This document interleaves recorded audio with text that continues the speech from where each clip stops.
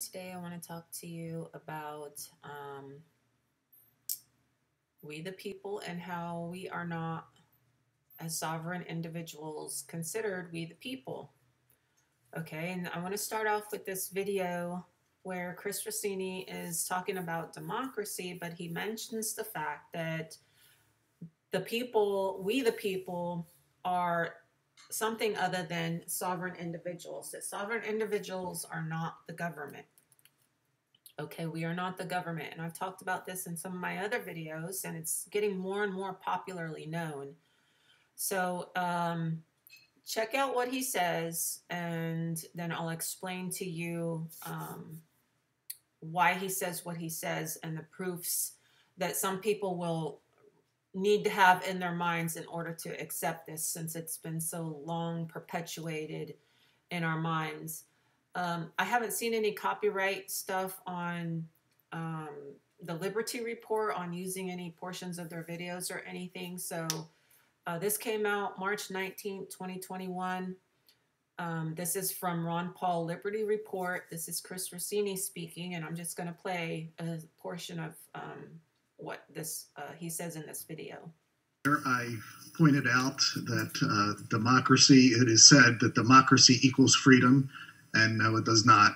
And here's another slogan that the powerful have drilled into people's minds, and they believe it, and that is, we are the government. And no, we are not. You know, if you look over this last year, you didn't lock yourself in your own home, or if you lost your job, you didn't do that to yourself. You didn't force yourself to wear a mask. This was done to you by someone else. And when we're taxed and we hand over the money, our hard-earned money, to politicians, and they go and waste it and go give it to the companies and their friends, you know, this robbery is done to us. We are not the government. But, you know, that provides cover. It's a catchy slogan. People believe it. And it provides cover to pretty much every form of tyrannical action you could think of. People think, oh, well, we're the government. We owe 28 trillion to ourselves. No, we don't. It's nonsense. We're individually sovereign individuals, human beings. Sovereign individuals, human beings. And I have another video on why he says human beings that I didn't reference him in it because I made the video before this came out. But it's commonly known among many of us who study this kind of stuff that the legal fiction is not the human being, though the human being is the legal fiction. But you're not required to have a legal fiction, and the legal fiction is those who play in this legal system. Okay, things, they're really things. Okay, so the next thing I want to show you is the jurisdiction report. This is a report put out by the federal government. Okay, they started writing this during the Eisenhower administration. This was a interdepartmental committee put together by Eisenhower to sort out all these kinds of issues and to clarify on who we the people were and what the role of government was. So this is part one, and it came out in 1956. Okay, so you have to really understand that you're not we the people, and then when you understand this, you understand what it's saying here.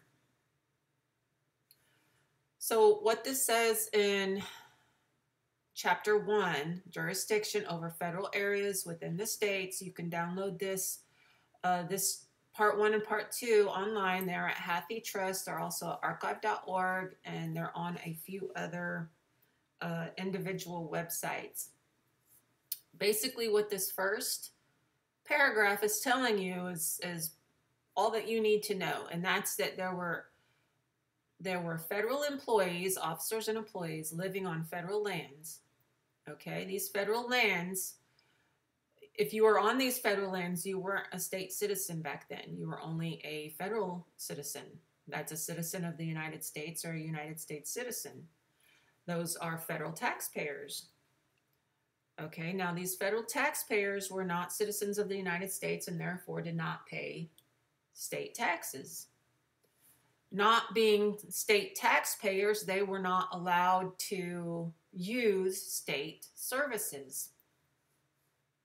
But they needed to send their children to school. They needed to go to the hospital. They needed to use the insane asylums. They needed to use fire departments and police services and all these other things.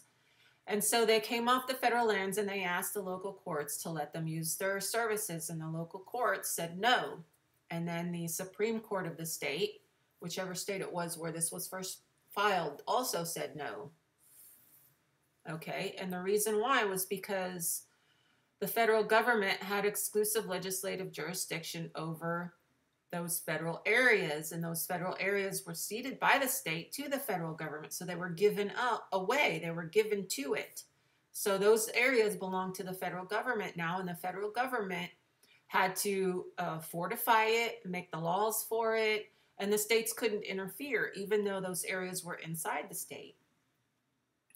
So when a person wanted to become a federal citizen, they had to be first a citizen of the state, but then they gave up their citizenship when they were approved through the common law courts to become a citizen of the United States, which of course brings all of our naturalization and immigration laws into question, right? Who is the United States?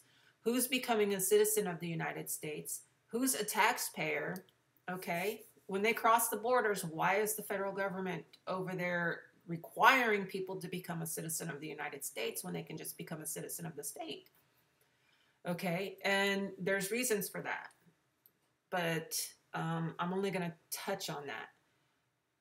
So in order to have the federal officers and employees come off the federal lands to use the state services, they needed to become taxpayers, and in order to be taxpayers, they had to be citizens of the state also. So then enter 14th Amendment, making the federal citizens also citizens of the United States. If you see that, the federal citizen, which is a citizen of the United States, a state citizen. So then the state citizen could become a state taxpayer and use the services in the states.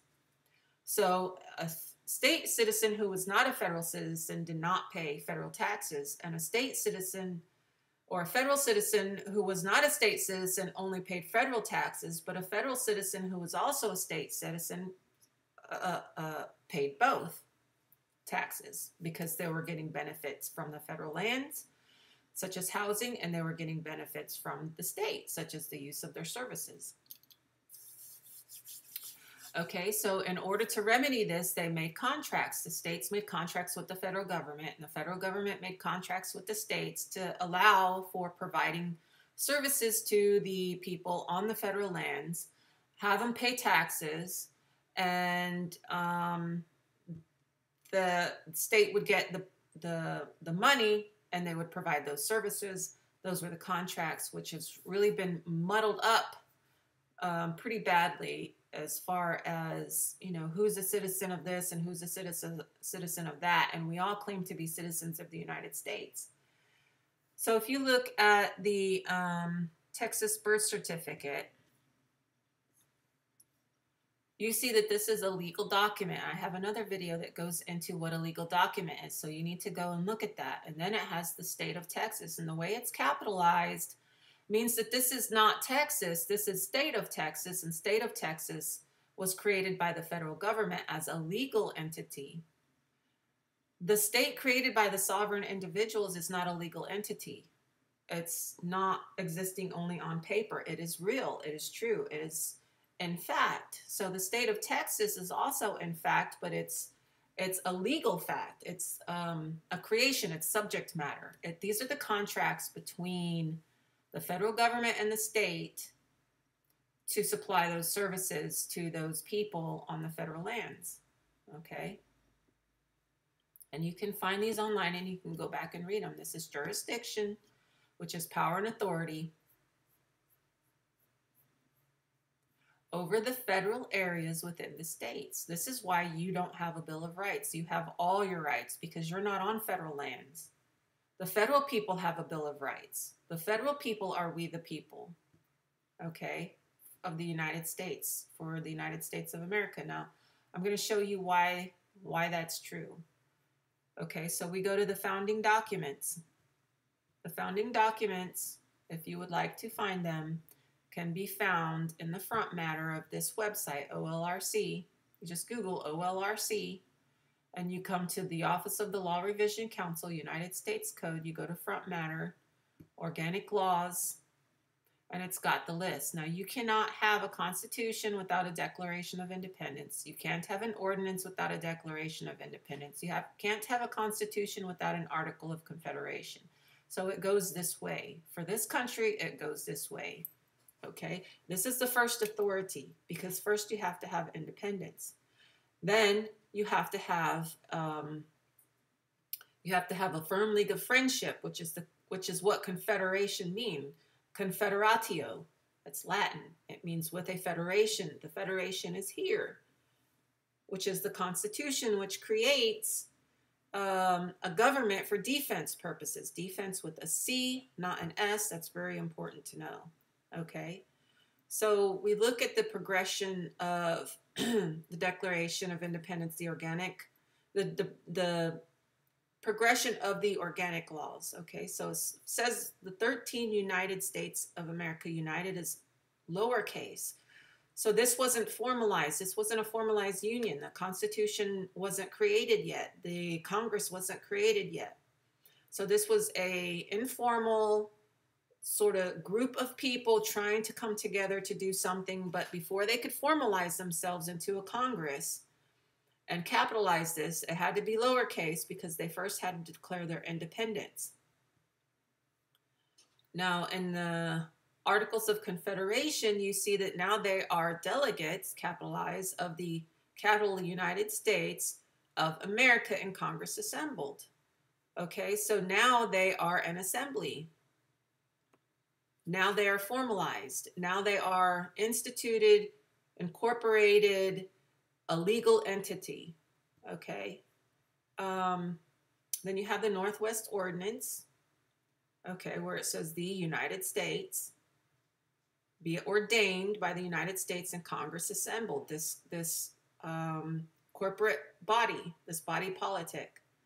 And then in the Constitution, we see that again. We the people of the United States. Okay, here's your defense with the C.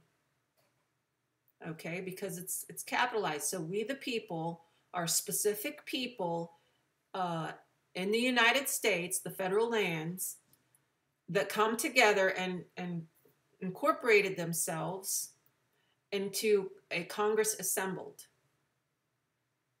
Okay, so now we're going to go down to Article 1, Section 8. It starts here.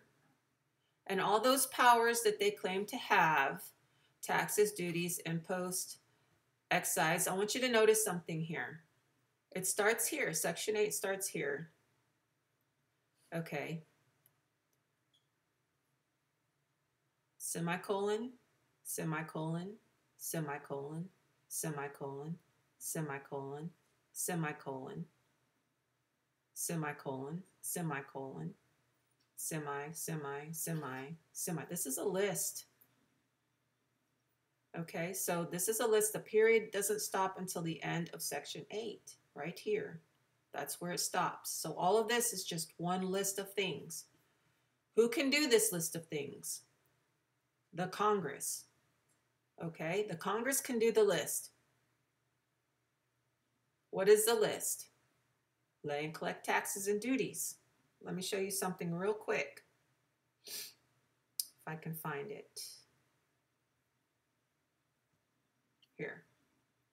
1939, Public Salary Tax Act of 1939. Public is not sovereign individuals. Public are those people on the federal lands.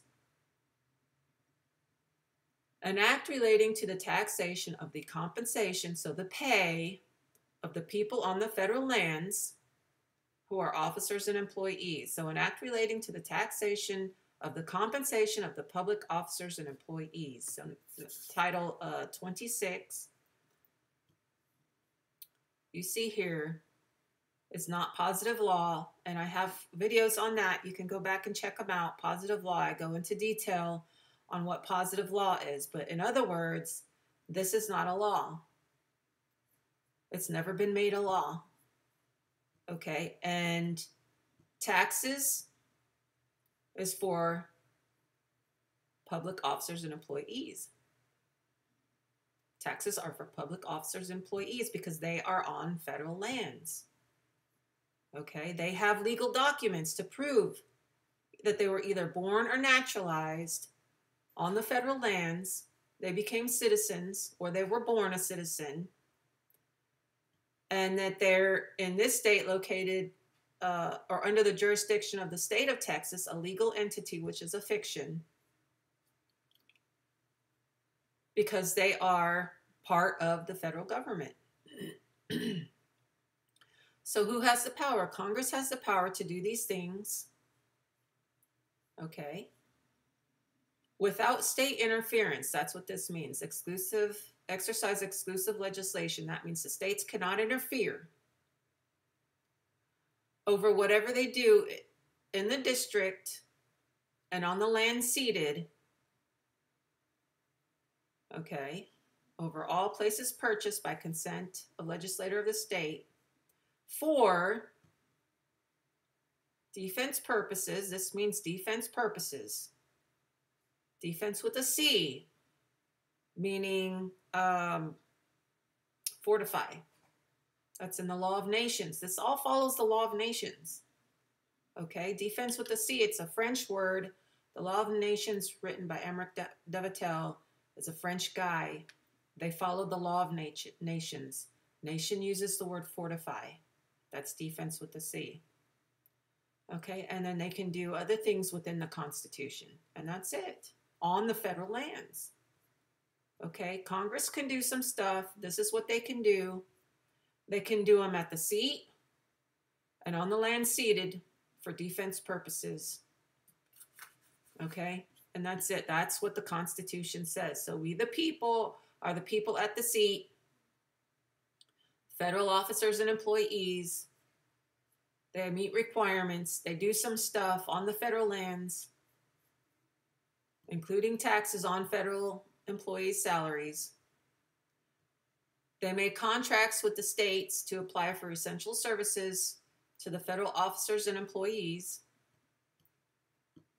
because they weren't able to provide for all the services they needed, which made, by 14th Amendment, federal employees and officers, also state employees and officers. Okay? And that's it. And that's what Ron Paul is telling you. That's what Chris Rossini is telling you. That's what they're saying. That's what it means. Go back and watch this video. Democracy cannot be a license to steal. It's mainly about democracy, but they say a few things in there that show you what I'm saying and what others have said. And so understand now that you're not we the people. You are a sovereign individual. You're not under the thumb of government. You don't have to obey them. You don't have to follow their laws and regulations. You're not a federal taxpayer. Anything you import from outside the country is not taxed unless it's taxed strictly only by the state and not the federal government. They can tax imports that come onto the federal lands. They can tax exports that go off the federal lands. Okay? They can tax on the federal lands. They can control commerce on the federal lands. They have copyrights on the federal lands. This asterisk really means that it's in accordance with the Constitution. No asterisk means it's not in accordance with the Constitution, which requires an agreement or a signature. Okay? The census, according to the Constitution, applies on the federal lands. Education was the contract between the state and the federal government to agree to give the federal officers and employees' children's the privilege of education in the state. Food and drugs is not a law. There's no asterisk, which means it's not a positive law. Like I said, I have a video where I go into all this in detail. Banks and banking, we don't have to use their paper money. We can use our gold and silver. All we need is for you people running your businesses to accept it. You have to pick up the ball and get moving in order to get away from all this tyranny. We have to do this ourselves. Navigation and navigable water, licenses for navigation, not required. Crime control and law enforcement, it's not a law, okay? It's not for us. None of these are for us. None of these are for sovereign individuals. All of these are the public officers and employees. The law's for them. But they like for you to think it's for you so they can pretend that they have power over you. Okay? I want to show you something else real quick. This book,